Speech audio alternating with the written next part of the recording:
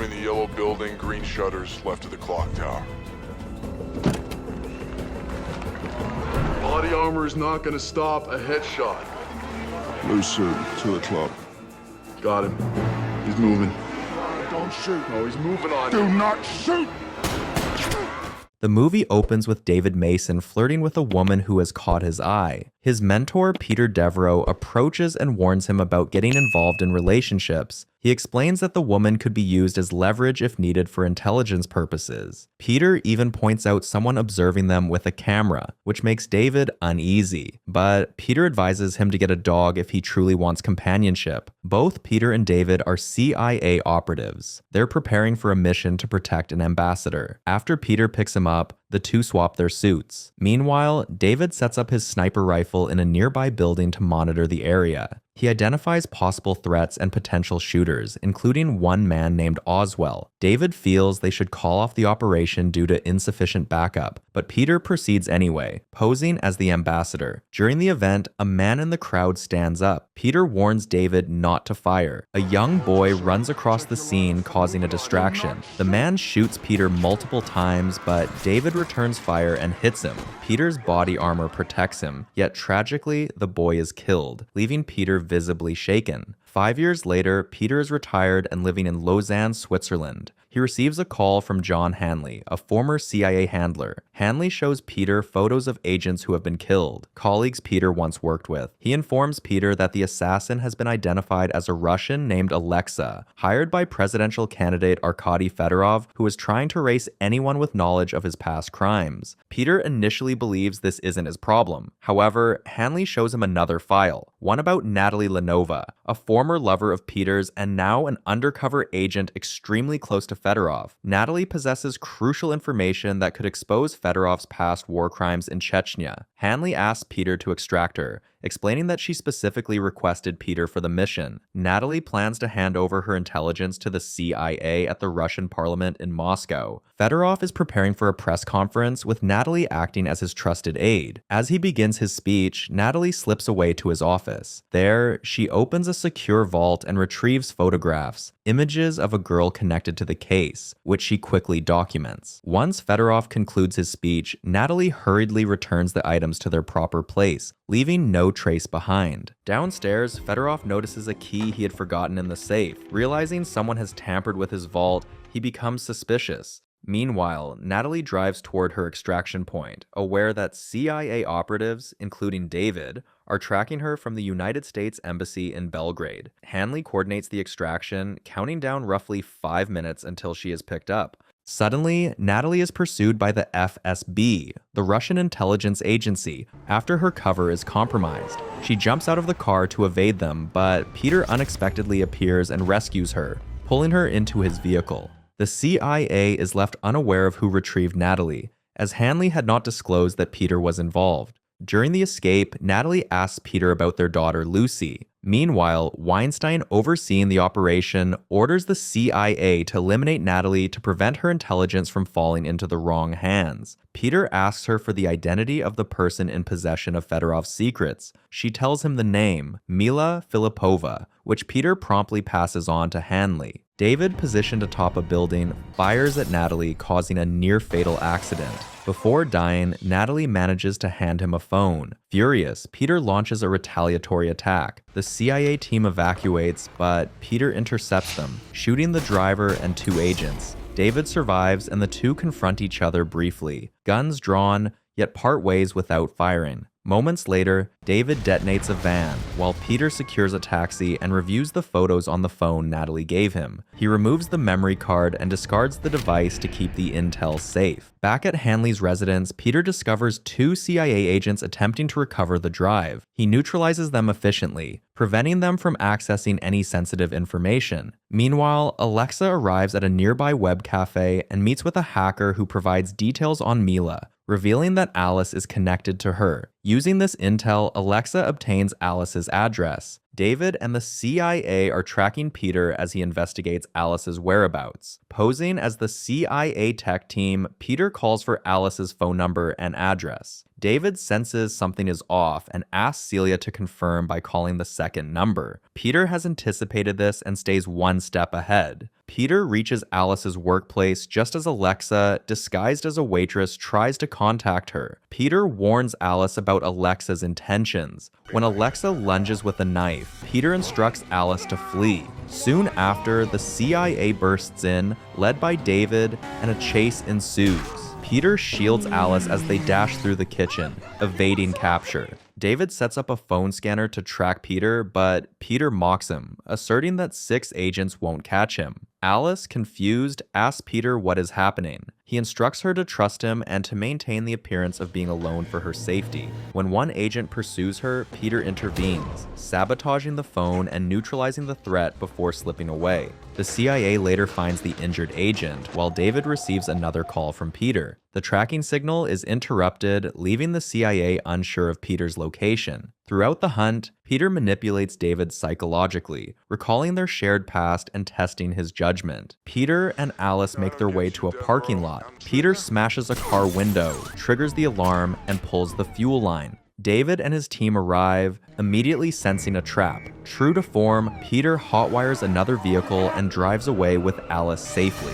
When David catches up, Peter ignites the spilled fuel, causing an explosion that blocks pursuit and ensures their escape. Peter and Alice board a train, trying to stay hidden. Peter asks Alice repeatedly about Mila Filipova's whereabouts, but she insists she doesn't know. Alice does, however, have a file on Mila. As they examine it together, Peter notices a photograph of a man Alice recognizes as Lebedo, a notorious pimp. Peter corrects her, revealing that Lebedo's real name is Simeoni Denisov, and that he was Fedorov's operative during the Chechnya War. Meeting Denisov at his strip club, Peter interrogates him about Fedorov's motives and actions. Denisov explains that Russia is interested in Chechnya's oil, and that a building explosion, which triggered the war, was secretly orchestrated by Fedorov in coordination with the CIA. Peter is left shocked by this revelation. At CIA Black Site, Celia questions Hanley about his connection to Peter, but Hanley remains evasive and dismissive.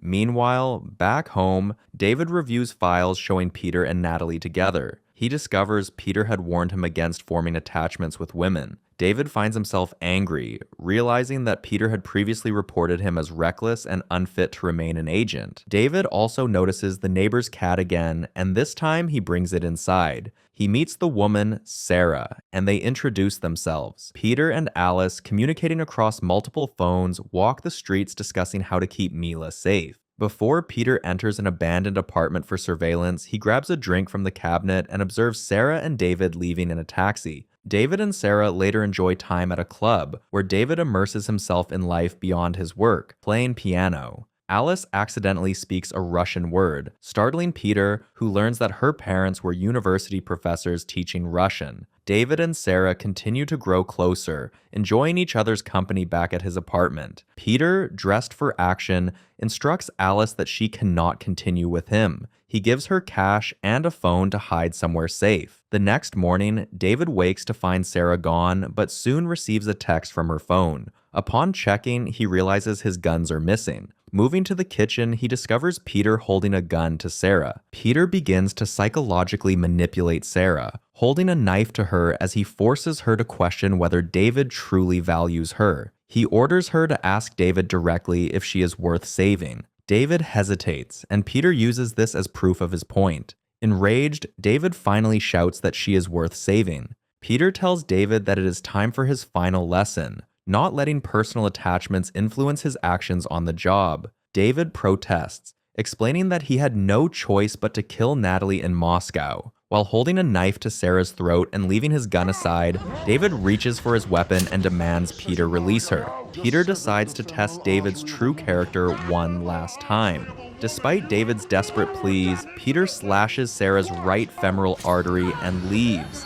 David immediately applies pressure to her wound, saving her life until the ambulance arrives. Meanwhile, Fedorov prepares for a conference but meets with Alexa first to issue instructions. Edgar Simpson, returning home, encounters Alice, who decides to reveal what she knows about Fedorov, including information on Mila. As Edgar goes to retrieve a recorder, Alexa emerges from hiding and attacks him, intending to finish off Alice. Edgar intervenes, giving Alice a chance to escape. David studies Peter's photos and discovers that Peter and Natalie had a daughter, information the CIA never knew. At the CIA black site, Peter confronts Hanley, questioning why Natalie had never learned about him being called back. Hanley explains that Natalie witnessed events during the Chechnya War, including a building bombing orchestrated by the CIA and Fedorov. He reveals that Weinstein, acting with Fedorov, had ordered Natalie's execution. Hanley also informs Peter that Mila Filipova's parents were Russian professors, confirming Alice's true identity as Mila. David shows Weinstein the photos of Peter and his daughter Lucy. The CIA begins facial recognition to confirm Mila's identity as she heads to a Belgrade hotel. Peter calls Alice, warning her not to pursue Fedorov, but she ignores him and moves toward his apartment, recalling the murder of her family. Mila enters the apartment and heads to the bathroom, remembering how Fedorov killed her family but spared her, thinking she was deaf. Meanwhile, the CIA also identifies Alice as Mila. The real Alice had died 4 years earlier. Mila uses a broken mirror to mimic a knife and positions herself to confront Fedorov. She arms herself and holds him at gunpoint, but Fedorov taunts her, insisting that if she truly wanted him dead, she would have acted already. He psychologically pressures her, causing her to hesitate. Fedorov pins her to the bed, turning the fight in his favor. At that moment, Peter bursts into the hotel, fighting off guards and racing to Mila's side. He instructs her to grab a phone so they can record Fedorov. Peter pressures Fedorov to confess to his crimes and disclose his CIA collaborators. When Fedorov refuses, Peter escalates the tension with a Russian roulette game. Under the threat, Fedorov admits that John Hanley conspired with him, shocking Peter, who realizes Hanley had lied by blaming Weinstein. Peter uses a photo Mila recognizes to confirm Hanley's betrayal. Outside, Peter engages in a gunfight with CIA agents. David is nearby, but fails to capture Peter. Peter gives Mila an access card to escape safely and manages to evade the pursuing agents. David chases Peter to a basement where they fight, but eventually Peter overpowers him, rendering David unconscious and leaving him with Alice's phone. Later at the station, authorities review Fedorov's confession, intending to take it to Weinstein. However, they are surprised to find Hanley there, ordering David to sit down. Peter reunites with Alice at the hotel, advising her to disappear, explaining that running is safer than staying. They discuss their current lives, and Peter reveals that he is now retired and running his own business. Peter calls his daughter's phone, only to discover that Hanley has kidnapped her. He threatens Hanley, demanding her release, but Hanley reveals that David was the one who took Lucy. Peter instructs Mila to head to the station and book 3 escape tickets while he prepares to confront Hanley. Hanley explains to Peter that controlling Fedorov means controlling Russia. Once Fedorov becomes president, Hanley plans to push him into NATO, giving them leverage to target the Middle East through a unified common enemy. Meanwhile, Edgar sits at a cafe preparing to write an expose on Fedorov, unaware that Alexa has tracked his location. Peter informs Hanley that Mila is at the station, prompting David and other CIA operatives to move in. David, however, discovers Hanley's corruption and sabotages one of his men by jamming the seatbelt, then eliminates him by running him into a wall.